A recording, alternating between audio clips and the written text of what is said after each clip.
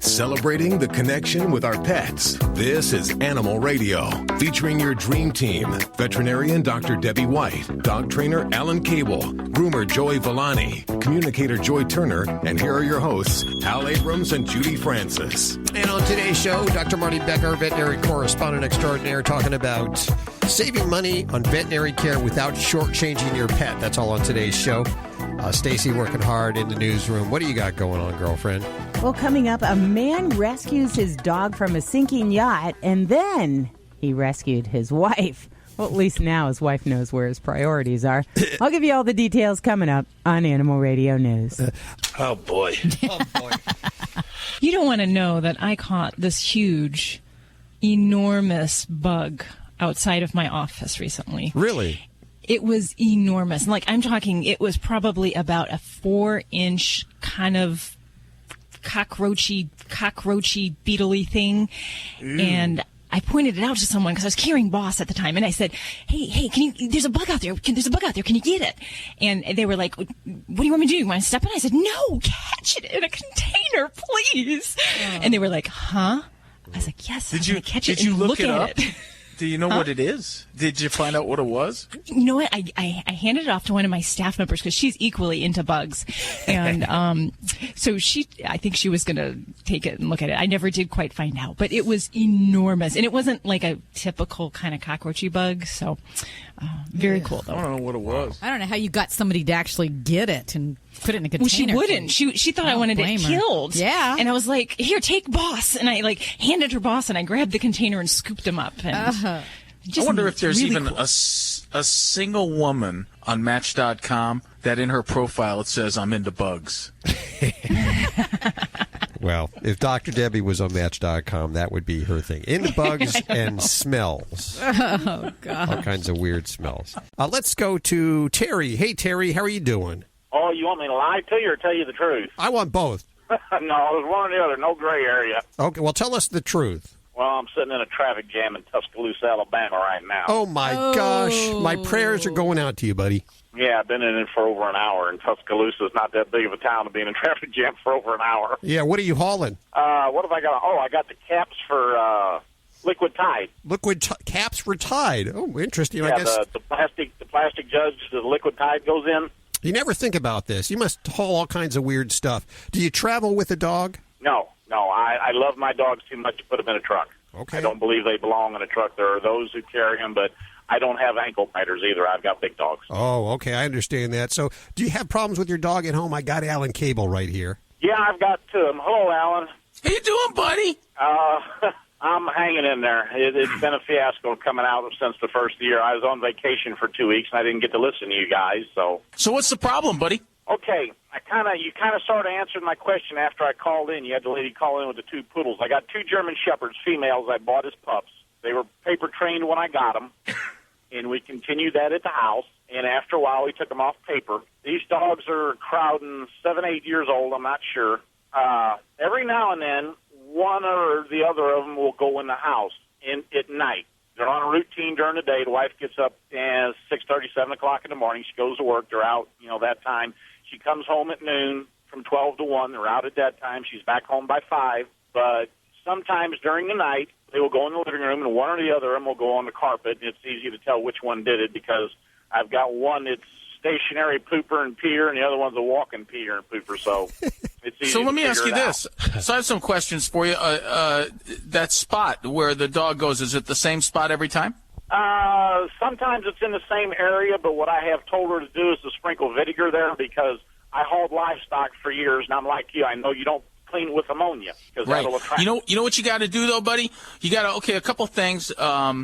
Do you take their water away? Take their water away when you go to bed. That's number one, because some dogs can hold it all night and some dogs can't. And first thing is to make sure always that there's not a veterinary problem, a medical problem, because sometimes dogs pee because they have a kidney problem or an infection, just like a person, and they can't tell you. So the first thing you got to do is make sure there's nothing medically wrong. And once you eliminate that, take her water away at night, and then confine them to a space. So get a kitty gate or whatever it is. If you want to keep them in the laundry room or you want to keep them in the kitchen, confine them to that space. The third thing is to get yourself an enzyme cleaner. You can get that at the pet store, and clean that area of the rug real good so that the scent is not there. Because once a dog goes in a certain spot, he'll continue to go back to that spot to go because he doesn't realize he went. He just knows that a dog is there and urine is there. Right. So he's going to mark that spot. But the best thing to do is to confine the dog to an area so you don't have to worry about the dog peeing in your house. And if she or he does go, it's in that confined area. And dogs don't like to go where they sleep, so they only go when they have to go. So, again, first step, go to the vet, make sure everything's okay. Second step, take her water away at night before you go to bed. That way she won't drink and get her bladder full and have the urge to go. And the third step is to confine the dogs to a space so that you have control over where they are. See, it's not an easy task because I've got 6 dogs in the house. Oh, my gosh. 3 Shepherds, a St. Bernard, a Lab, and a Beagle. Wow. Holy cow, buddy. That's a kennel. That's not a house. That's a lot of dogs you got there, my man. Whoa. Well, I do something you don't agree with, too. I sleep with my dogs when I'm home, so. Oh, no, I don't. I didn't say it. See, I don't want people to get the wrong idea about that. Like me and Hal, we always talk about that. I hate the term expert. I will never tell you what to do. I just don't do it. That's all. I just don't do it. And my dog sleeps in my bed. I've done it since I've been a kid. I remember having a pup as a kid, and my mom, it used to sleep with me, too. But anyway, my dogs are rotten. They probably are better than most people. Whatever works for you, whatever works for you. But that's the easiest way. You can confine those 2 dogs. It's easy. People have lots of excuses for why they can't do things. You know which dog is peeing, confine that dog to the kitchen or to the laundry room with a doggy gate, or put the dog in a crate at night. And that way you don't have to worry about it because you can't teach a dog not to pee in the house if you're not there. And that's the biggest problem. And see, the thing is, she didn't get to go home yesterday at lunch, and they were locked up for 8 hours, and neither one of them 2 went. I mean, it's not an ongoing thing. It's just a periodically, every once in a while thing. They never do it when I'm home because I let them out more frequent. If I get up in the middle of the night to go bathroom myself, When you're home, are you home for long stretches of time? Because that's another thing. Dogs will start peeing in the house when things change. Like if you move, if anything changes, some dogs are sensitive to that. So if you're home for 2 weeks and you're gone for 2 weeks, the dog might freak out a little bit because there's nobody in charge, and then they pee in the house. There's all kinds of little things that can make a dog start peeing in the house. But it's easy to stop it, and the easiest way is the way I told you. Just confine the dog to a space. Yeah, because I handle them firm. I mean, I'm not lax with them. I mean, they mind better than most kids, actually. Well, I can tell, Terry, you're tough. I'm scared of you now. Hey, Terry, tell me to do something, man. I want to see if I react. Tell me to sit. Down. I'm laying down. Scratch my belly. Scratch my belly, Terry. Roll over. If you don't roll over, you don't get a treat. Keep those legs closed. Yeah, I think Alan just peed on the floor. Yeah, I wasn't going to scratch his belly anyway. He's got parts I don't want to touch. Yeah. Hey, Terry. Oh, my gosh, I have to confine myself now. How come if something changes in the house, the dogs pee? I mean, what is that significant to? Joey, that's a good question. Dogs manifest stress in different ways. Each dog is different. Every dog has a unique personality. Some dogs are unfazed by anything, and some dogs are very sensitive to routine and structure. So if you're home every day, or if you decide to move, you can't prepare your dog. You can prepare your kids. You can say, "Hey, kids, we're moving," but your dog doesn't know what the heck. So is that a stress thing? Yes, it's a stress thing. Okay, yes. That's what I was. It's an anxiety stress thing. It's an anxious stress thing, and they will manifest as some dogs will chew, some dogs will pee, some dogs will start jumping on you.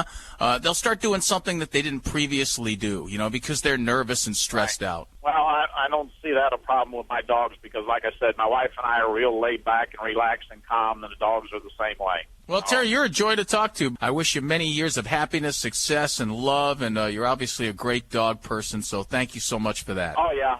God, I had an argument with a guy in a bar last night. What was that about? Pit bulls. Pit bulls, okay. I can see you at the bar, pulling yourself up to the bar and talking pit bull. But then he got all crazy and illogical. I mean, it was ridiculous. When people drink, they get nuts. It turned into a conversation about, kids should have to pay to ride their bikes on the street. And that's when I got up and walked out, because he told me that he paid for all the sidewalks in America. And I said, well, I'm a taxpayer. And he goes, no, I put those sidewalks in. And I go, okay, I got to go now. And then on the way out, I could hear him going, "It's just like the pit bull thing. That's what it's like." People are nuts, I'm telling you. People are out of their drink, minds. They are. They really are. It's all these bars. Here's another story, another bar story. This comes out of Waukesha, Wisconsin. Waukesha. Is it Waukesha? Waukesha. A 41-year-old Waukesha man was charged last week with allegedly arguing loudly on behalf of one of America's lesser-known freedoms, the right for a man to love a goat. That's beautiful. That's one of the 10 Commandments, thing. or one of the. Yeah. What about the goat? Okay. Does the goat, does the goat love him back? I mean, how do we know this? We don't. Joy, are you there? Joy? I'm Does here. the goat- I'm just smiling. Does the goat love this guy? I need to know this. The goat gave me this look like, are you completely out of your mind? Mm-hmm. You know what the goat said to me? It's not bad. Well, the story is Sean Keith Orris. He was charged on June 13th with carrying a concealed weapon and disorderly conduct inside a bar. What bar was it? Waukesha's Montecito Ristorante Lounge. And he was asking strangers outside the bar, do you think it's right to love a goat? An issue that perhaps demands attention after a half dozen beers or a couple of shots. Get this, he called the police on himself. He called the police and he complained that he was battered and bloodied while he was asking strangers this question. Police came out and, of course, arrested him. He was battered and bloody as he asked people this question. He's Pardon me, ma'am. He faces up to a year in prison and $11,000 in fines. You know, he says after the first altercation with the bartender, he actually went back home, showered, and came back with a 5-inch long pocket knife. Only in America. He went home and showered before he... He showered for the goat. Of course. It's all good for the goat. Of course. Help right there. You're listening to Animal Radio. Call the Dream Team now with the free Animal Radio app for iPhone and Android. Hey everybody, this is Kenny Lee Lewis from the Steve Miller Band. Just want to tell everybody out there on Animal Radio, thanks for loving your pets and loving classic rock and supporting us. Is diabetes keeping you from enjoying life's special moments? At U.S. Med, we understand the challenges you face, and we're here to help. With U.S. Med, I can finally manage my diabetes without it managing me. U.S. Med offers a wide range of services to simplify your diabetes care. Personalized care plans, convenient access to cutting-edge diabetes tech, and knowledgeable support. Plus, we'll check your insurance so your diabetes care may be covered at little or no cost to you. With U.S. Med, I feel confident and control of my diabetes. I can finally live my life to the fullest. Don't let diabetes hold you back. Choose U.S. Med and experience better birthdays, better adventures, better anniversaries, and better everything. Call now. U.S. Med. Better service, better care. 800-434-5019. 800-434-5019. 800-434-5019. That's 800-434-5019. Hey, this is Sean Hayes on Animal Radio. Remember to spay and neuter your pets. You're listening to Animal Radio. If you missed any part of today's show, visit us at animalradio.com or download the Animal Radio app for iPhone and Android. Let's go to Julie. Hey, Julie, how are you doing? I'm well, thanks. How are you two? Very fine. Great. What's going on? I have a question for Dr. Debbie. Okay. All righty. What you got? Okay, so I have a male boxer. He is 4.5 years old. And just a little bit of background on him. He was, am I saying it right, Cryptorchid? Oh, yeah. Uh-huh. Okay, so we took him in to have him neutered, and they basically opened him up and couldn't find anything. So whether or not there's something in there or not, I don't know if this could have anything to do with his issues today. Okay. Today, actually last night, he ran over to his bed and promptly urinated on it, which he has never done, and he looked alarmed. When he went outside, he was dribbling, and it took him a long time. And then just about 2 weeks ago, I started noticing that he was running across the room and kind of like crouching down and turning around and checking out his kind of back end, sort of, and he did that over and over again. So all of those things are making me wonder what the heck's going on. Oh, yeah. Now, is he having any difficulty going poop? Nope. That's going fine. Okay. Appetite's great. Everything is that he's concerned about something, and this urination last night on his bed was so out of the ordinary. Out of character for him. Okay. Oh, yeah. Well, definitely. And I will say that for those that don't know what a cryptorchid is, it's basically a male dog that their testicles don't develop and drop into the normal location in the scrotum. So they kind of hang out in different areas. So for some dogs, they just might be in the flank area, kind of in the groin, where they're just kind of sitting there under the skin. And there's other dogs that the testicle never actually makes its descent from the abdomen. And that's where they actually start off when they're, little fetuses. The testicles start off in the abdomen and gradually work their way down to the scrotal area. So for some dogs, it can be a challenge in finding these suckers if they're in the belly. So for me, I have only once in practice found a male dog I have not been able to locate a testicle on. So typically, I tend to be very skeptical that there aren't testicles there. It may just be more a factor that we just can't find them or track them down. And the ones where I've had the biggest challenges are there's a testicle located in what we call the inguinal ring. So not quite into the abdomen, not quite into the soft tissues or the scrotal area. It just kind of hangs out in there. And as the pet gets older, that testicle might develop some more, but they don't tend to get it quite as normal or sized as we might expect. Can for me, he still have the hormones, though? Can he still absolutely act male? I mean, because he's kind of aggressive with other males. Absolutely. And on that part of the issue, the cryptorchid, if I have a dog that I'm not certain, maybe they've been neutered elsewhere or we're having symptoms and we weren't sure we could find that testicle when they were younger, there are different types of hormone tests that we can do, checking their testosterone levels. Sometimes we'll do a kind of a challenge test after we give a hormone, and we'll take several samples.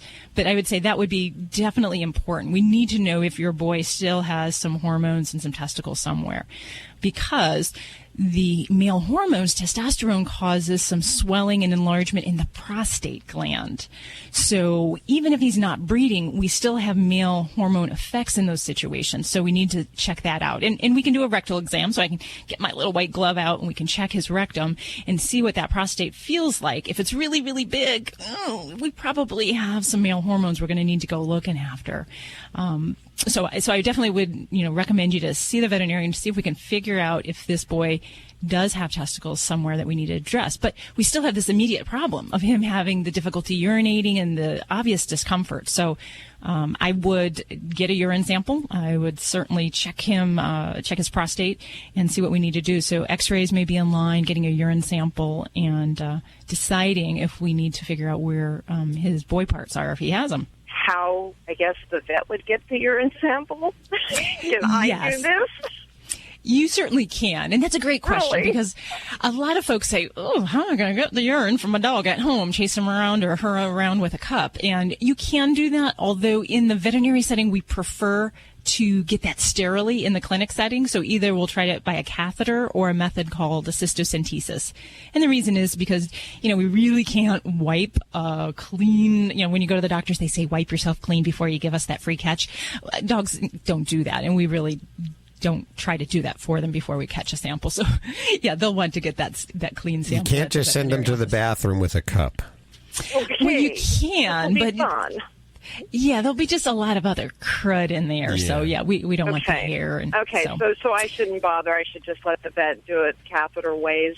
I sure would, yeah. And this is something I would definitely, sometimes when we get callers where I'll be like, when you can, it sounds like a good idea. You need to get your baby over to the veterinarian, because this could certainly be a big problem and a concern. Can this wait until for 2 days, Monday, or do you think this is emergency? If he's straining, I'm going to tell you that, it sounds like he's uncomfortable, and I never would recommend a pet that's obviously in discomfort to wait. I think it's really important that you at least ascertain how severe you're dealing with the problem, and then you can make your timeline from there, from what your veterinarian tells you. All right, Dr. Debbie. Thank you so much for your advice.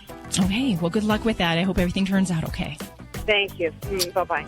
Did you ever find that testicle there, Dr. Debbie? That one dog, no, but I've gotten, certainly, I think, more talented at testicular findings. Never found that. That had to keep you up a bunch of nights. That had to bug you. It does. In most cases, there's something there. So, it's just a matter of kind of hunting and finding the right evidence there. Sounds like I know. a Nancy. You're making fun of me, and you think I don't notice that. Dr. Debbie and the Lost Testicle. It sounds like a Nancy Drew book right there. Write that for teens. You're listening to Animal Radio. Call the Dream Team now with the free Animal Radio app for iPhone and Android.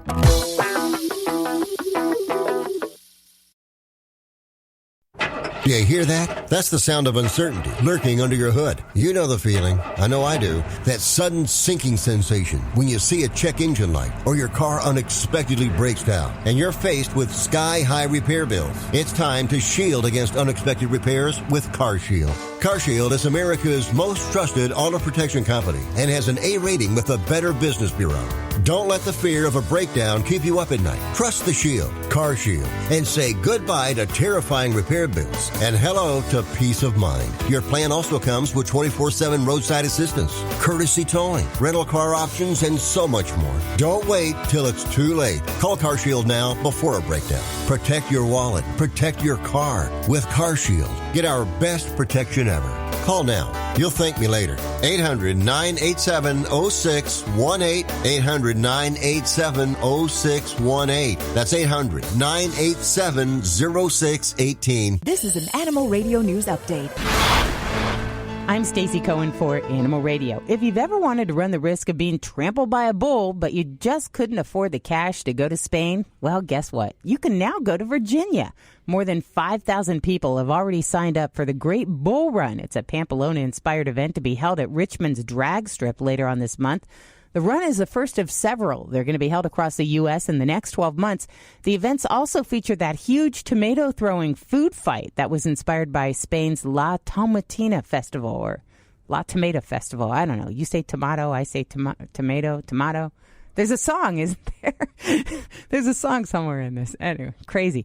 Well, Lindbergh Field in San Diego's installed what could be called the country's first airport pooch potties. Officials include 4 fancy pet relief stations. It's all part of their billion-dollar expansion. The 75-foot square spaces have fake grass and a fire hydrant, along with deodorizers, a hand-washing station, and complimentary baggies for cleanup. So if you can't get a stall in the airport, you can always use one of the. There's more, there's more amenities outside than there probably are inside. The space complies with the TSA requirement that airports have pet relief areas. The only drawback is that travelers who use them have to leave the terminals and then go through a second security check to get back in. Well, if you ever suspected that your husband secretly loves your dog more than you, it's pretty rare that you get definitive proof like this. Graham Anley and his wife Cheryl, they're from South Africa. They were on a sailing trip all the way to Madagascar. Well, just the two of them and their 9-year-old Jack Russell Terrier, Rosie, for about 3 months. They were sailing near the coast on the east side of South Africa. They hit rough water. Their yacht capsized. And as Graham swam to shore, he decided to get the dog before he got his wife.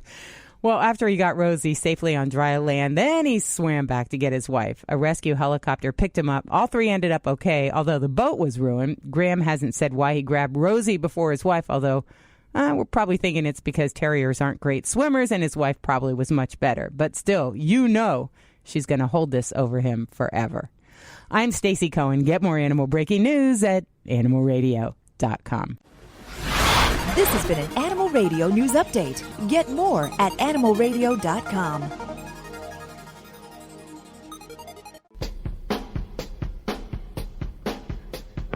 It's Animal Radio. Dr. Debbie, very talented in her own right. She's written several great books: Yorkshire Terrier, Shih Tzus, Pugs, Mini Schnauzers, How to Be Your Dog's Best Friend. If you have a Schnauzer or a Shih Tzu or a Terrier or a Pug, definitely pick up one of these. They're like manuals, operating manuals for your dogs. They're quick reads. Got a lot of tips about behavior, identifying medical problems, and what you need to prepare for. So. And we link to it from animalradio.com. And we're going to Darlene. Hi, Darlene. Hi. How are you doing today? Where are you? I'm actually in Buckeye, Arizona. Buckeye, Arizona. And do you travel? Yeah. Are you traveling right now? Yeah, I'm a truck driver. Okay. Do you have your dog with you? Yes, I do. How is your dog? I have the doctor here. I hope everything's okay. Yeah, he's about 13 and a half. He just got diagnosed about 2 months ago with second-stage heart disease. Okay. They put him on Temarol, half a pill every day, which made him look like he swallowed a basketball. So I cut down to a quarter of a pill every day, and since I found these herbs online, I've cut down to a quarter pill every other day. So we're working on that weight issue to try to make him a little more comfortable. Okay. The herbs I got to give him need to be like in a wet food, so I'm trying to transition him from a dry food to a wet food. And he's been on the same food his whole life, so I'm really nervous about changing the food. But I wanted to know, like, the best wet food. I imagine he's probably going to be on these for the rest of his life. Well, I'm a little confused, honestly, because Temerol P is actually a steroid. Right. And that's not typically part of how we treat heart disease. So what reason was he put on that? The cough, the wet cough. For coughing. Okay, so more of a bronchitis type thing then. Okay.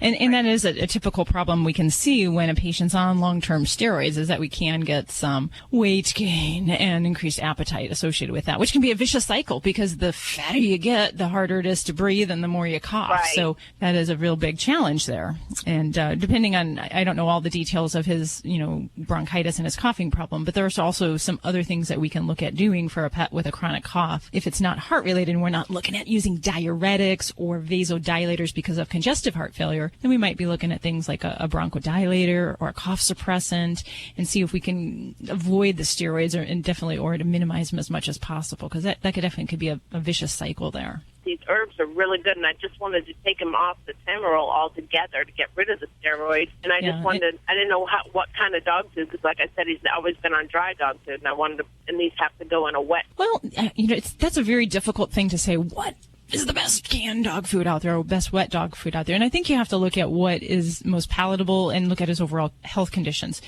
Say if he's having weight issues and we're gaining weight, we do need to watch the calorie counts, and sometimes we can very easily overestimate the amount of food that a pet might need. And if they're already weight prone and we're trying to watch that weight, it's very easy sometimes. So you have to be a bit cautious. Now, if you're afraid of actually switching over to a canned food, I have some clients that because of food allergies or just a very fussy pet, we can use the same dry food and you can add hot water, make it mushy, you can pulverize it, you can do some different things within the same base diet if that's something that we don't want to rock the boat. So that's a possibility. I don't know a whole lot about Chinese herbs, I will be honest. So I don't know if they have to be in a canned food form or if you're talking just in a moist food structure. That, to me, I don't understand that. I don't know that. I can't tell you that. But I will tell you, there's some other great foods out there. We do have one through Animal Radio called Stella and Chewy's, which it comes in a dry form, but you can actually hydrate it, and that might be one thing you can look at as well. Okay. Well, interesting. Sounds like you've got a lot of different things going on there. And 13 and a half years old, that is awesome. I have to commend you. I have a pair. They're 13 and a half, and I've had them since they're 5 weeks old. And they've been on the same dog food, and they've been exercised regularly. We just went and had thorough x-rays and everything, and they're, like I said, they're in really good shape other than this. Can you tell me what life expectancy is on a toy poodle? You know what? I was actually going to share that with you because the oldest dog that I've ever treated in my veterinary practice was a 24-year-old miniature poodle. Wow. And it was the oldest dog. And I swear to goodness, I actually said, come on now. You must have adopted this dog. You don't know when this dog. But it really was. And it wasn't up until the very last couple years of that dog's life that we started to have some problems. I did a dental cleaning on the dog when he was 20. So it just goes to tell you, age isn't always a number that we have to be fearful of. It's really the whole health itself. So. I started to get a little nervous when we hit the 13 mark. So that makes me feel better. Yeah, but vigilance pays off. So, stay on top of things. Preventative care is great. So best wishes with you, Darlene, and your babies there. Let's go to Sandy. Hey, Sandy, how you doing? Oh, hi, I'm doing okay. What's going on? I have Joy right here for you. Yes, I have a kitty, and she'll be 17 on the 20th of August. And she's had a few problems, and she has cardiomyopathy, which is her heart murmur at stage 3, and she's on the edge of kidney disease. And but she hasn't had the subcutaneous fluid yet. We're still having tests done to check her BUN and creatinine. And she's gone through, the doctor said that she had gone through some blindness, and she's always had bad hearing. And I would just like to ask Joy to talk to her, and I'd like to know how she feels that she's doing and if she's aware of this, and I want to know how much I love her. Okay, I'd be happy to do that for you, Sandy. And tell me what your kitty's name is. Her name is Annie. Okay. Oh, Annie feels like a really, really gentle little kitty. She also wants you to understand that she does know things are going on with her body, but it's not a huge deal for her. She's in some discomfort. It's a little bit disconcerting sometimes for her, the way her body does things, but it's not anything monumental that she's really unhappy or upset about. She knows that you are upset by it, but she's not. She's just much more accepting that her body is doing things and there's not really anything she can do about it. So she would like it if you would be not so upset. She thinks that would be very nice if you could just be kind of accepting of things are just the way they are and there's not really a whole lot to do about it. She doesn't feel like she's in a lot of pain or any of that stuff. She's just sort of, like many animals will do, she's making the best out of the situation exactly the way it is. And she wants you to know she so completely knows how much you love her. She totally understands you every time you say anything like that to her. That's very comforting to know. Good. Is she bothered by her blindness? We don't understand how much her blindness is. She seems to see light and see movement. She says she does see more or less. She can tell, she sees enough that she knows where she is. So that isn't, again, a huge issue to her, although she also wants you to know that they see a little bit differently than just with their eyes. And what she's trying to explain to you is they also see things energetically. So they see energy shapes and energy forms, which also helps her know where she is and helps her understand what's going on around her. And she says the not seeing as well as she had, that was one of those things that was very disconcerting to her at first, but she thinks she's getting used to it now. So she thinks she'll be okay with the way it is. Does it help to have a light on for her at night overnight? It is good for her. She does appreciate that. Okay. Okay? Okay. Thank you for your call today. I would love to go on vacation, but I don't want to leave our Charlie behind. I agree. I heard that the magazine Fido Friendly lists places where you can stay with your pet. They also offer reviews so you have an idea about pet policy to include any restrictions, fees, and what pet amenities to expect. That's, dare I say, awesome. What are we waiting for? I'm way ahead of you. I just logged on to FidoFriendly.com and found a 4-star resort. Hilton Santa Fe Resort and Spa at Buffalo Thunder in New Mexico. Charlie agrees. When do we leave? As soon as you can pack your bags. It's off to adventure with Charlie, thanks to Fido Friendly Magazine. To find your next family adventure that includes your furry family friend, log on to FidoFriendly.com. You're listening to Animal Radio. Here's Hal and Judy. Which line, Judith? Let's go to line 4. Fame? Fame. Is that your name, Fame? Yes, it is. I love it. Why Fame? I was named after my grandmother. Why was she Fame? I don't know. Okay. Well, I like it. It's catchy. What's going on? I have the good doctor here. Well, hi. Hi. I have 2 chihuahuas and had them to the vet on Thursday, and their stool came back positive for hookworms. For what kind of worms was that? Hookworms. Hookworms, okay. Yeah. And started them on Nemox. They took 1 dose on Thursday, and they'll get another one in 2 weeks, nothing in between. I was wondering what I can do in the meantime, other than clean up after them right away. Do I need to worry about it going on to my cat? Cat never goes outside. Mm-hmm. Yeah, well, with hookworms, it's definitely a parasite that can infect dogs and cats. So certainly if they're in the same environment, that would be a concern.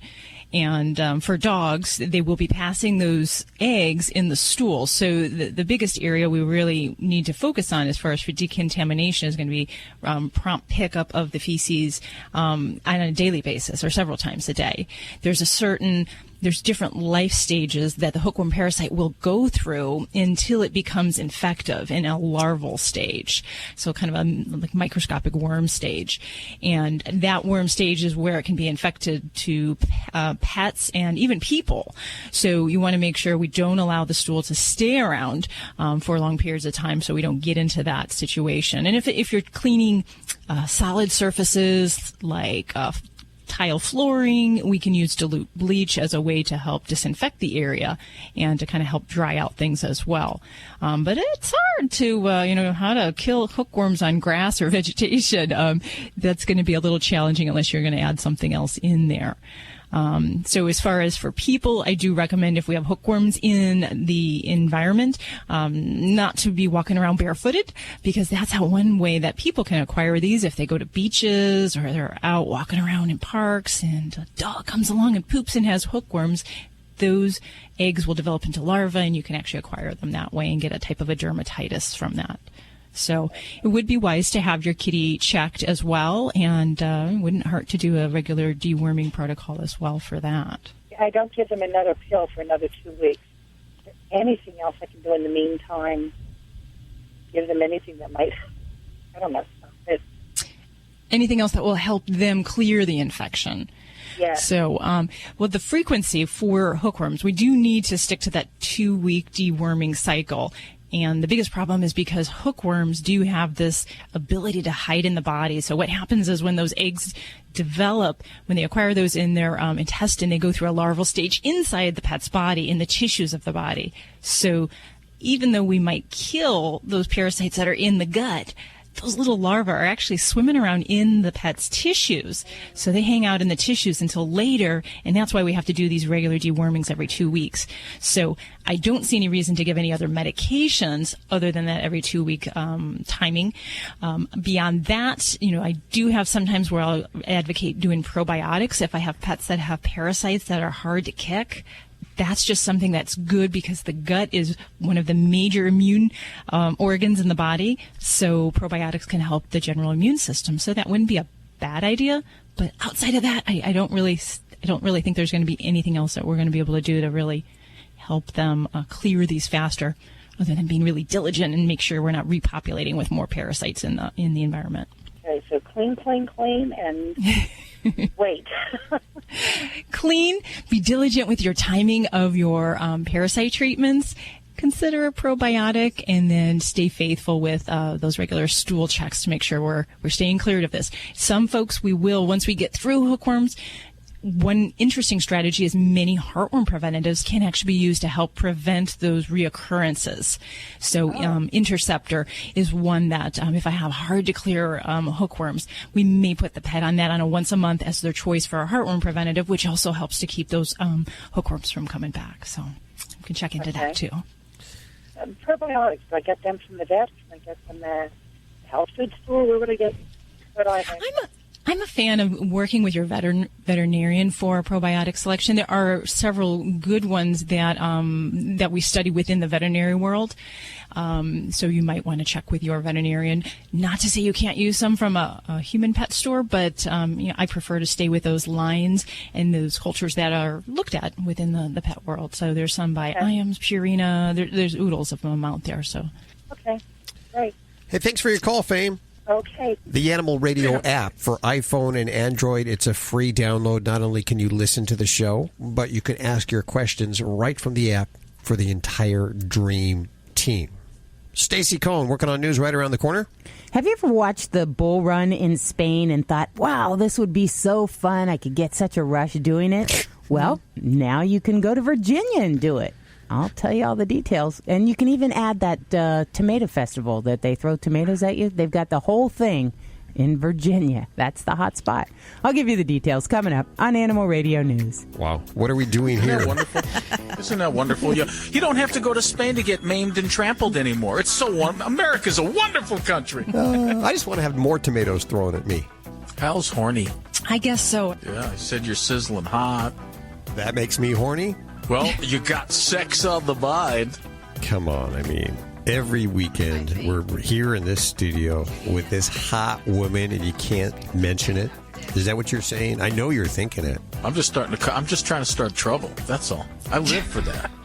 You're both troublemakers. That's all I have to say. You are too, Deb. I'm offended and violated that you're making sexual comments, and then I'm offended that you're not.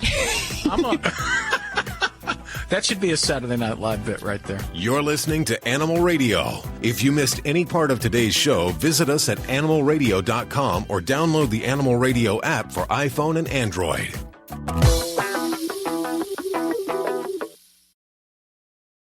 Thousands of authors across the country have written books and published them with Page Publishing. If you've written a book, they can help you through the process, cut through the confusion of the publishing world to make it easy for you. If they decide to publish your book, your work ends, theirs begins. From copy editing and proofing to typesetting and book cover art. Plus, get your book printed, distributed, and sold on Amazon, Apple Books, Barnes & Noble, and in bookstores across the country. They even help promote your book. Biography, self-help, mystery, novels, sci-fi, or even a children's book. No matter what genre, Page Publishing can bring your book to life. And don't forget to ask about audiobooks. We do all of this for you. Call today for your free writer's guide packed with tips, tricks, and templates to help you finish what you started. 800-215-6815. 800-215-6815. 800-215-6815. That's 800-215-6815. Celebrating the connection with our pets.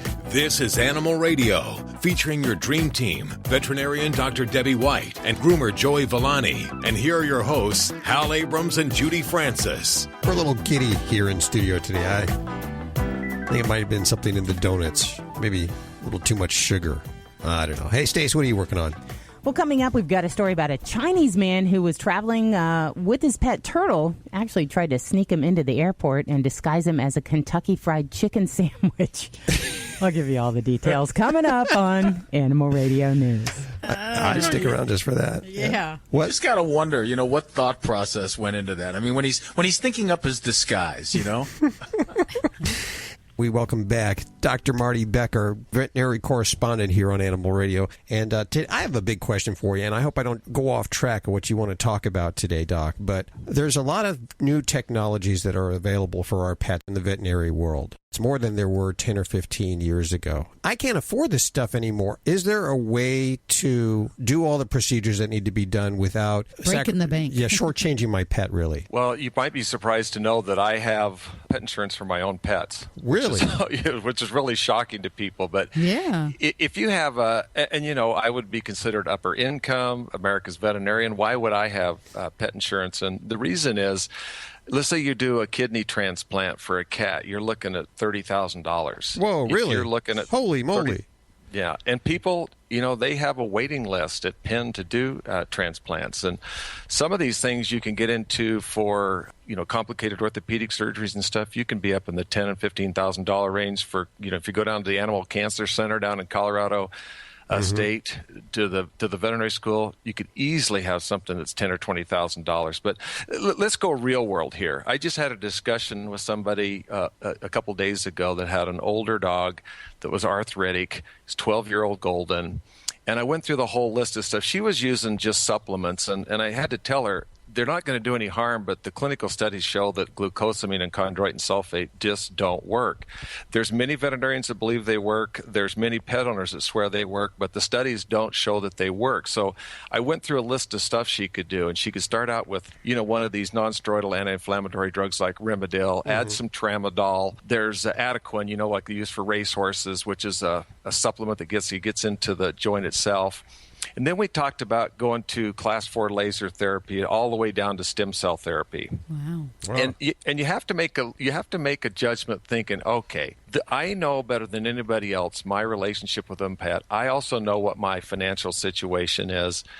And I hate to see people go off the deep end when they're chasing a cure that's not going to happen. This is a 12-year-old dog, and it's near the last chapter probably, or second to the last chapter of its life. Now, do you really want to go out and go into debt and spend $5,000 for a stem cell therapy? And you know what? If you're the type of person who that's your child, that's your family member, go for it. Nobody's going to criticize somebody for taking a vacation or buying a new car or something like that. So I always look at people, only they know what their relationship was like with their pet and what they're willing to invest in it and when. But is the insurance company going to spend that kind of money? Aren't they going to opt for the most inexpensive route? No, they'll cover it. They'll Really? cover. Yeah, if you go to specialists, they'll cover that artificial hip joint. They'll cover that chemotherapy all the way. And I'm going to tell you, it's always buyer beware too. Some of these, it's kind of like casualty insurance. It's not like human health insurance. It's more like what you'd have on your home or your car.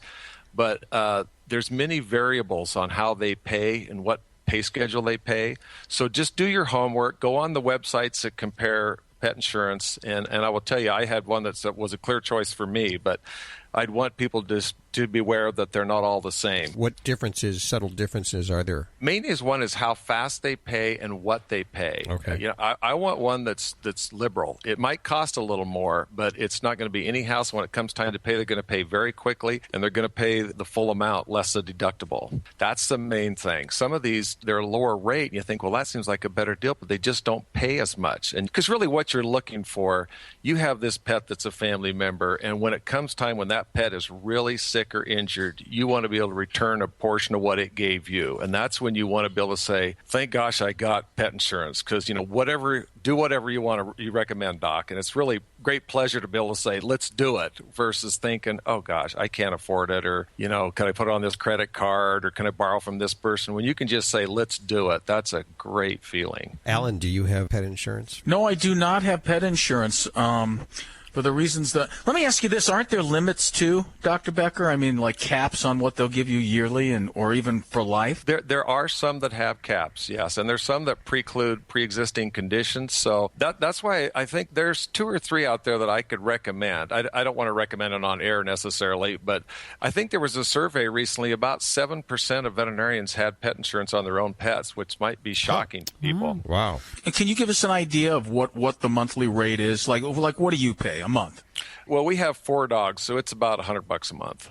And you know what I look at? I consider it just like that car insurance payment. I wince every time I pay the darn thing, or, that comes twice a year or once a year. The homeowners comes and you think, oh, gosh, that's a lot. But you know what? I look at it just like any other thing, that I am willing to pay that per month when something happens that I can say yes, and also that this pet can get the expertise of going to a veterinary school or a specialty hospital. And I saw something the other day that somewhere in California, there was some case where somebody didn't do a $10,000 procedure. So somebody said they were abusing their pet because they couldn't do it. Well, that's just nonsense. I mean, not everybody has the resources to do things. If you want to give your pet everything you can, I kind of calling it, saving money without shortchanging your pets. Keep your pet at or near its ideal body weight. Okay. That is, like this person yesterday, if this old golden retriever hadn't weighed 123 pounds, it wouldn't have the severe joint damage it has. And then also, bathe these pets weekly.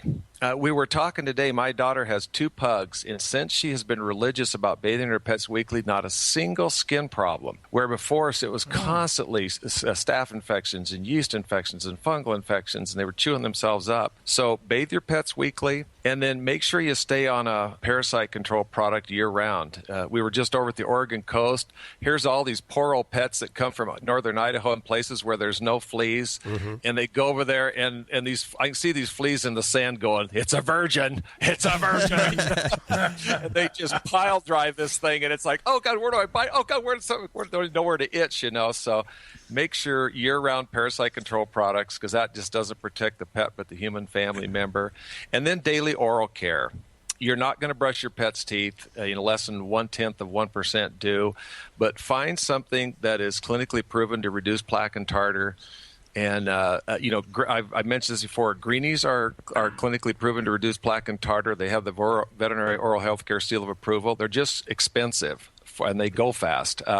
There's a product called CET Hextra Chews that's made by a company called Verbac.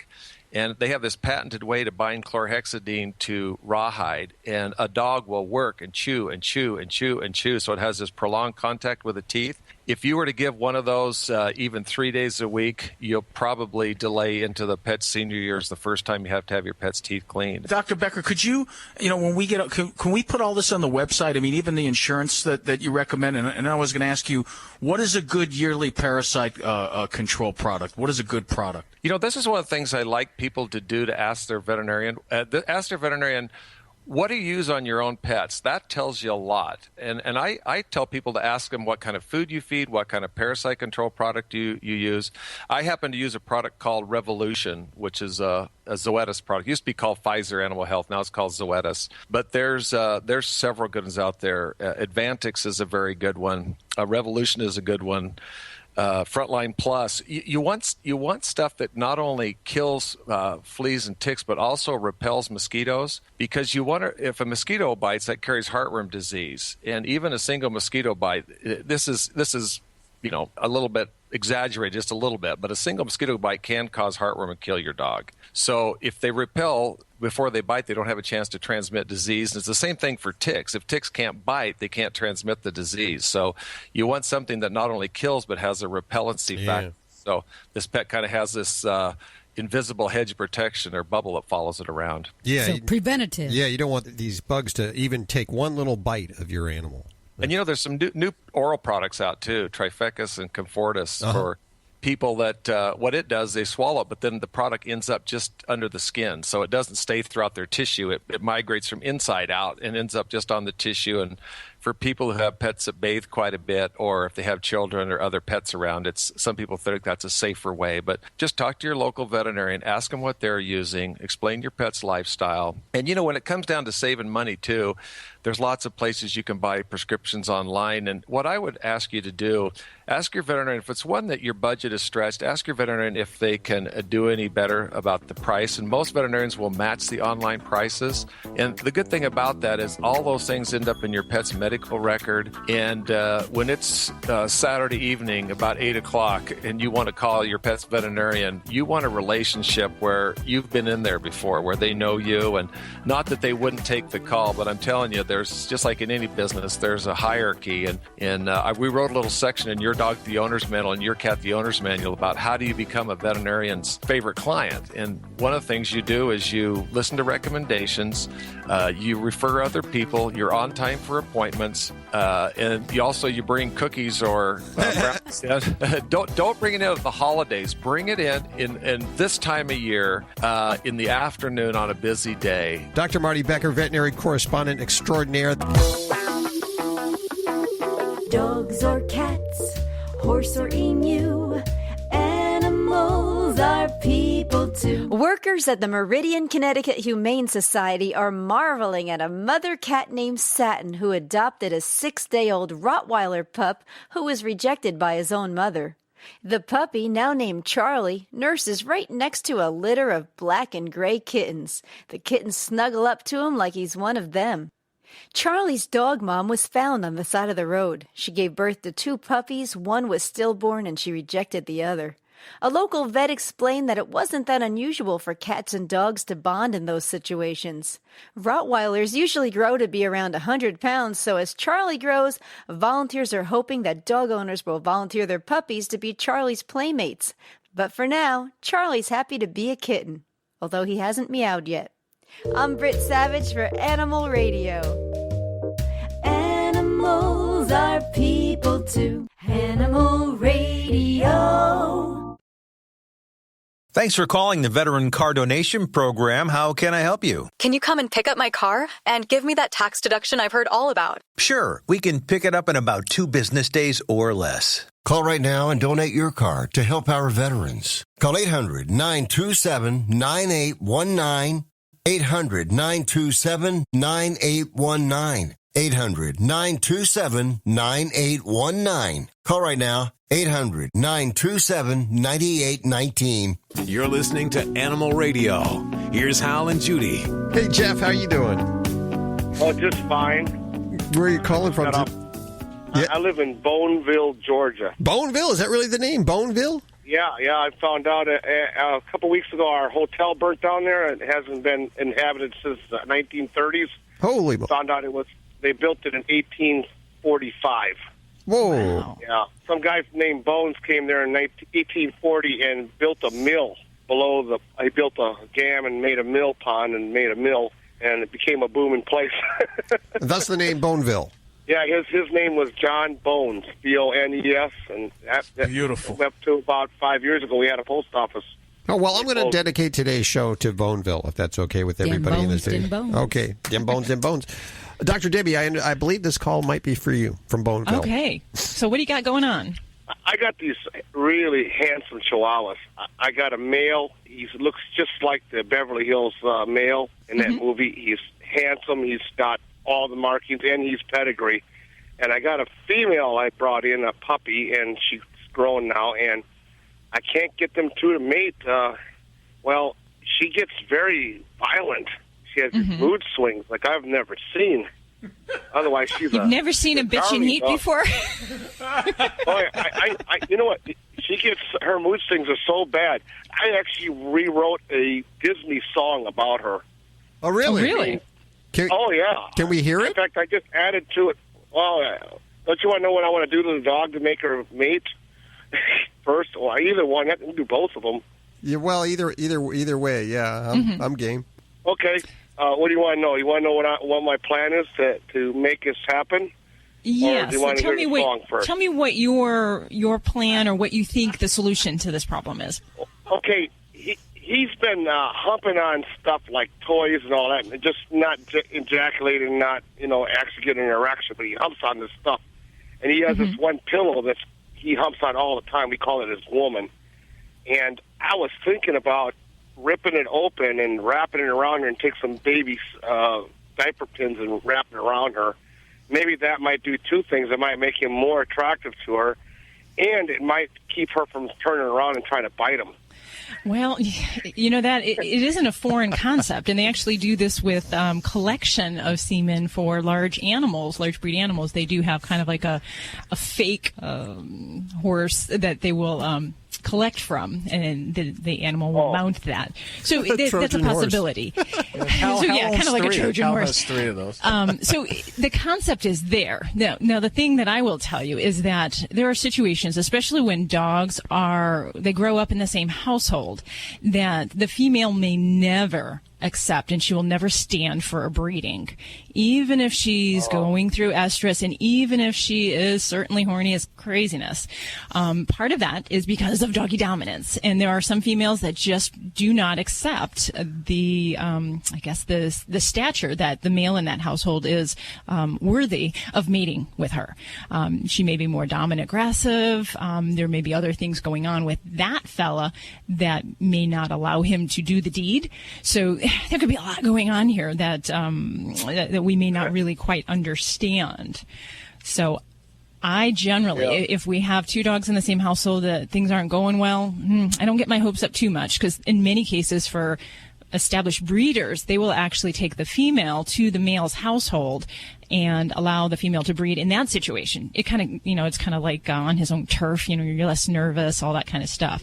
So you can't do that because your dogs are in the same household. Maybe we can send him to Kimpton Hotels for a nice little getaway or something like that. We can consider. That's a good idea, yes. I may have to do that because, I want a son named Bam Bam. His name is Bambi, and her name is Feline, like the 2 deer from Disney. Yeah. And I want him to move on. I want another generation. Sure. Well, Jeff, I got to tell you, I understand the motivation to want to have one of his own, but here in Las Vegas, not quite 50%, but half of the shelter is truly made up of a predominance of Chihuahuas and Pit Bulls. Oh, yeah. And we have no shortage of Chihuahuas in this world. So as much as he may be beautiful, you can go to just about any shelter and find a beautiful young male and save a life. And I would really advocate that you consider that. Yeah, I've seen a lot of them, but they're all neutered and spayed. But then again, we're probably going to end up getting him neutered before too long because this is going to be too wild. Yeah. He whimpers and whines and she growls and. Yeah, can I hear the song? I'd like to hear the song. Okay, here it goes. Corella Feline, she can be mean. Corella Feline, she's tiny and lean. She's got teeth and she knows how to use them. Watch your fingers, you might lose them. Corella Feline, you never seen a sneaky, conniving, biting machine. She warns you when it's time to go out. she's growling at you from underneath the couch. But I ended it there with Corella, Feline. I have more verses to go, but that's what I got so far. Wow, Isn't that good? Isn't it good? That's good. I'm a truck driver. I got a lot of time, so, I can make up stuff like this. Yeah, you're very talented. I might say America's Got Talent-worthy talent. Maybe he's starting a new segment on Animal Radio. Maybe we need to have a, musical component. Yes. I like this. That's a You good can idea. Take rock and roll songs, Disney songs, and add them to your dog's personality. What? I just say, if it doesn't happen this time, I'm going to just get him fixed and probably go hunt another one down. Because those dogs are something. It's hard to break away from a Chihuahua once you ever had one. Yeah, once you go Chihuahua, it's hard to go back to anything else, really. Jeff, so smart. Thank you so much for your call today. You know what? You've cheered me up, is what you've Me done. too. I hope my song did y'all well. I'm going to write another verse or two to make it better, but that's not bad for on the steering wheel. Yeah, if you write any more, let me know. Give us a call. Let us know about it. All right. We appreciate Thanks a lot. There you go. I never really understood the value of having a good credit score until I started to make a few purchases recently. Then it hit me like a ton of bricks. Because my credit score was in the 600s. I was borderline getting denied on my new apartment. And guess what? My new car payment is about 30% more. Having bad credit can even affect your credit card rates. Having a good credit score is important to your financial future, and you can save a lot of money. Call the Credit Pros right now. In a free phone call, we can tell you exactly how to improve your credit score. Plus, learn about our 60-day satisfaction guarantee. If you're not happy after 60 days, we'll give you 2 months free. Make this free call right now for a free consultation and free credit review. 800-292-6156. 800-292-6156. 800-292-6156. That's 800-292-6156. Check out Animal Radio highlights, all the good stuff without the blah, blah, blah. Browse on over to animalradio.pet. This is an Animal Radio News Update. I'm Stacey Cohen for Animal Radio. Well, it turns out even chimpanzees have a hard time turning down junk food. More proof that they're just like humans.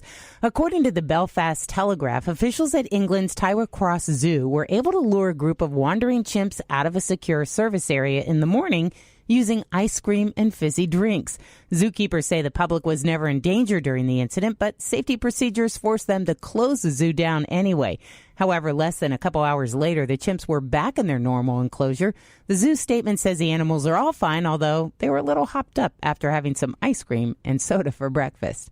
A Chinese man's going to be traveling without his pet turtle after supposedly trying to trick the airport security into thinking the reptile was a Kentucky Fried Chicken sandwich.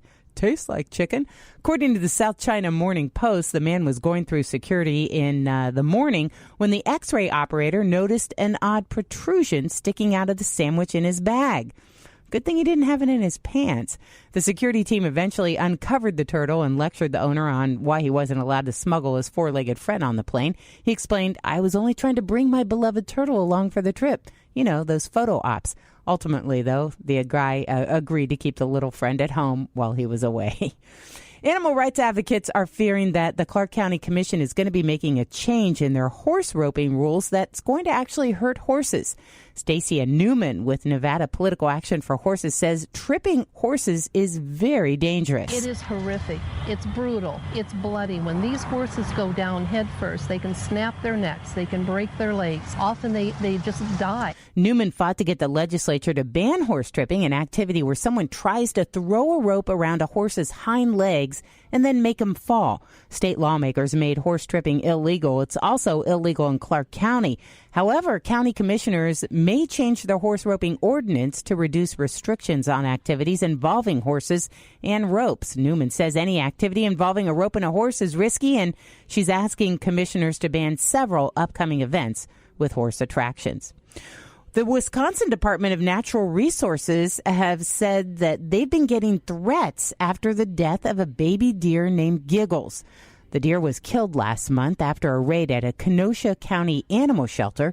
The DNR said the white-tailed deer was being kept illegally and that the shelter had failed to comply with its requests, and it left them no other choice. Many people don't agree that there was no other choice. The story sparked national outrage and even a Facebook page called Justice for Giggles. I'm Stacey Cohen. Get more animal breaking news at animalradio.com. This has been an Animal Radio News Update. Get more at animalradio.com. You're listening to Animal Radio. Find us at animalradio.com. Log on, learn more. And let's take a call for, what do you say, Alan? I'm game, man. Are you game? I'm game. I'm ready. I'm ready to go. Line 3. Hi, Mike. How you doing? I'm doing fantastic. How about yourself? Oh, splitting atoms. Where are you calling from today? Calling from New Mexico. What's going on with you? Well, I drive a truck, and, I see all these truck drivers out here with dogs on the road with them, and I was wanting to get your guys' maybe possibly better educated opinions about what you guys think about that. Is it good for the dog to be in the truck and on the road? Is it not? And if it is, what's the best breed you guys think for the truck? That's a good question, Mike. Hey, Mike, why do you want a dog? Is it because you're a dog lover or because you see all the other guys doing it and you want to do it too? No. I've grown up around dogs all my life. I love them. My mom, she owns a grooming shop in New Mexico, has for 15 years. Just been raised around dogs all my life, and just, I'm out here on my own, and just be kind of cool to have a buddy with me, I guess. Absolutely. Now, do you want a puppy or do you want to get a dog that's already an adult?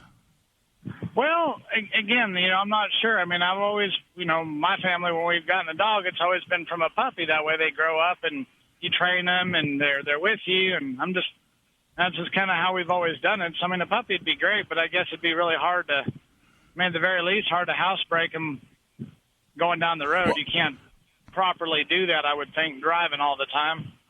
Actually, you can, as long as you got the time. I mean, the best part about having a dog with you when you're in the truck is, dogs are pack animals. You're the pack leader, and the dog always gets to be with the pack leader, which is awesome for the dog. And I'm surprised more truckers don't have dogs. That's exciting for a dog, and it's exciting for you too. And the only thing you have to worry about is that with a puppy, you got to stop every 2-3 hours to let a puppy go to the bathroom because they have to go frequently. But once the dog grows up, you don't have to do that. Now, if you can pull over every 2-3 hours and take the dog for a potty break, it's going to be real easy to potty train that dog. Very simple. He'll never have a chance to need to go without you already addressing the issue. So he will get trained very quickly to understand that you're going to stop every couple hours and let him go to the bathroom. As far as a calm dog, a dog that can sit still for a long period of time, believe it or not, greyhounds are awesome dogs. They're very cool and mellow. They don't need a lot of exercise. Basset hounds are like that. But if you want a dog that's like a lab, or you want a bigger dog, or any dog, the trick is to observe the puppies. If you can find somebody who's got a litter of puppies and just watch them, you're going to see which ones are rambunctious and goofy and crazy and energetic. And there's always a couple that like to lay around a lot. And believe it or not, when they get older, that pretty much transfers. They don't change. If a dog is mellow as a puppy, he's going to be mellow as an adult. And if he's a crazy lunatic, I want to play lots of energy dog, when he gets bigger, he's going to be the same up until he's about 4 or 5 years old. And then he'll start to mellow out a little bit. So it's all in the observation of you finding puppies and watching them for a couple of hours. And you'll be able to see which ones are mellowed out. Well, I had an old English bulldog on the truck with me years and years ago, and I just, I let her go because I wasn't really sure if, she was happy or not. But I will say, as far as mellow and relaxed, that was the dog to have, because she didn't want to do much other than just lay around on the bed or in the seat or on the floor. Why weren't you sure she was happy? She was probably ecstatically happy just being around you, buddy. Well, I was a lot younger at the time, too, and I probably had no business back then having a dog with me. I didn't have the time or the maturity for it, but, I'm 32 years old now. That was probably almost 10 years ago, and I'm just feel I've grown up a little bit and think I could handle it better. Yeah, you have more wisdom and you're calmer. But think about this. Before you go, a lot of people buy dogs. They go to work all day. The dog is left alone 9-10 hours a day, locked up in an apartment. Which is fairer? You having the dog in your cab, making stops every now and then, playing with the dog. You know, you got to play with your dog at least a half hour a day. But the dog is going to be with you, around people, seeing all kinds of different things, experiencing different smells. But most of all, you're together as a pack, and that's what dogs crave. If a dog had his way, you would never leave. They live in families and packs, and the packs are always together. Sure. Now, one quick question before I let you go. Your best advice. Now, one thing, I mean, I have grown up around my folks who've had dogs all their lives, but as far as the truck goes, maybe it's a little different. What is your best suggestion on, say the dog does have an accident? I mean, I know some people use newspapers, some people rub the dog's face in it. I think that's inhumane as all get out because I wouldn't want my face rubbed in anything like that. But do you have a suggestion or a recommendation as to how to handle an accident? Or Yes. If the accident is happening right in front of your eyes, you make a quick correction. And a correction is just a strong word like no. And give the dog a little poke, or if the dog is a puppy, say no. And if you can, if you're pulled over, pick the dog up and put him outside immediately. But the trick is if a dog has gone and had an accident, if more than 30 seconds goes by, forget about it. Just clean it up, make believe it never happened, because the dog doesn't even remember that he or she did it. And the other thing is to praise your dog. Whenever your dog goes to the bathroom outside, say, good dog, good dog. And when you catch your dog going to the bathroom inside, you go, bad dog, no, no. And they learn real quick.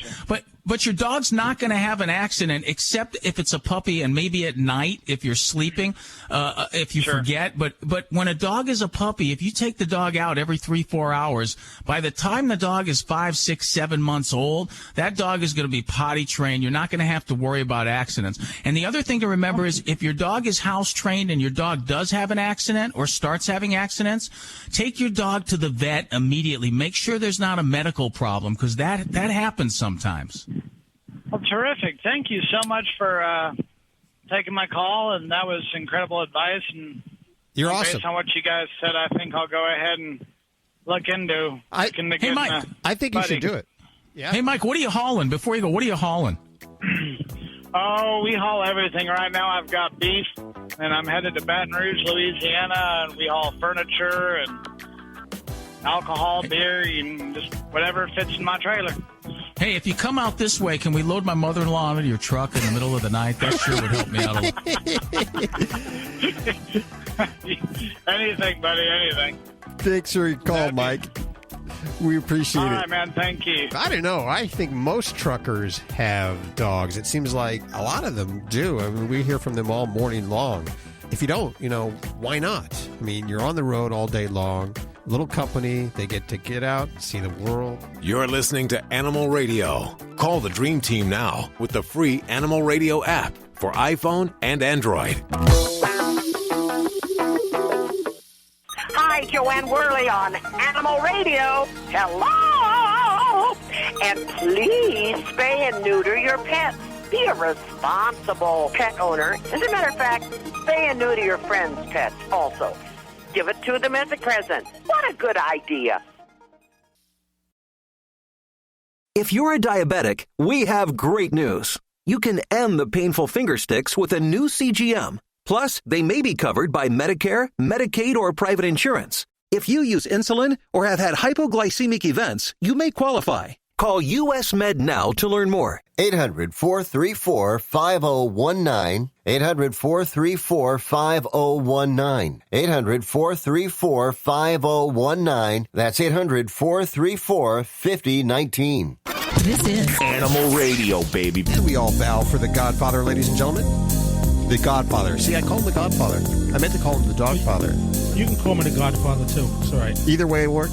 It all works, Where's his music? What happened to his music? Yeah, I know. I kind of miss the old music. Yeah, maybe we should go back to the old music, Me too, because that's not the real Sopranos. You guys got some kind of cheap Sopranos theme there. Or yeah, that was the 99-cent Sopranos theme. Yeah, a little exactly. cheap. Yeah. Cut rate. So, we always talk about skin and coat and everything, and all hygiene has to do with beauty and grooming. So I want to talk about teeth a little bit today, because a lot of people with their pets' teeth, they seem to neglect the teeth. I'm going to say a good percentage of the dog, more than 50%, I don't know exactly what it is, but more than 50% of the pets that come in have some sort of tooth problems or decay after probably the age of like 5 or 6 years old, where you start to see the tartar buildup. And you're going to notice it because, of course, your pet's breath is definitely going to come out and sting you, okay, when your pet goes to kiss you. So you'll know right away when you smell it. But there's a couple of things I want to say. Number one, if your groomer is doing cleaning, and I'm not talking about like using enzymatic drops or something like that, but I'm talking about tooth scaling. Run real fast and don't turn around. Okay, that's something a veterinarian should be doing. Your pet groomer should not be doing that, and in most states it's even banned from anyone but a veterinarian to do it.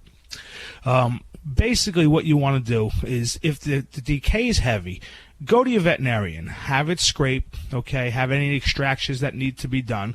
And you know what, I mean, I know a lot of people, as soon as they hear extractions, they get nervous, but that, if it's that bad and needs to come out, it's really just poisoning your dog's system, because what that's doing is that bacteria is in the mouth, and it's making your pet unhealthy and sick and not feeling all that well. So get that out, and we start over clean.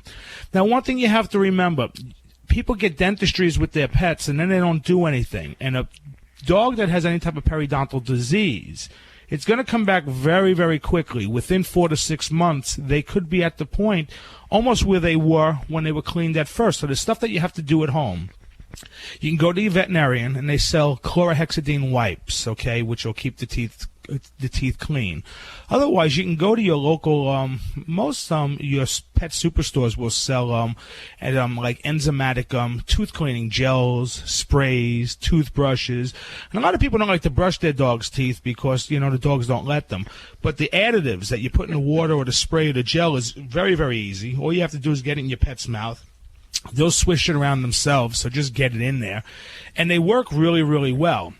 On some pets, they'll even take their teeth from real dirty to very clean in a few months. But my suggestion would still be, go to your veterinarian, have them cleaned, and then your groomer can do the maintenance on it and make sure that that the teeth are staying clean with an enzymatic cleaner. And they have all different types, not only just the daily one, but they have ones that are a little bit stronger that your professional can use and keep you guys on track. But it's real important, it's like going out with a girl that has great hair and skin, and then she smiles and she's missing teeth and they're brown and she has bad breath. We got Ladybug to brush her teeth. The only problem was getting her to spit afterwards. Yeah, that's to rinse. I know. To rinse. The rinse is always hard.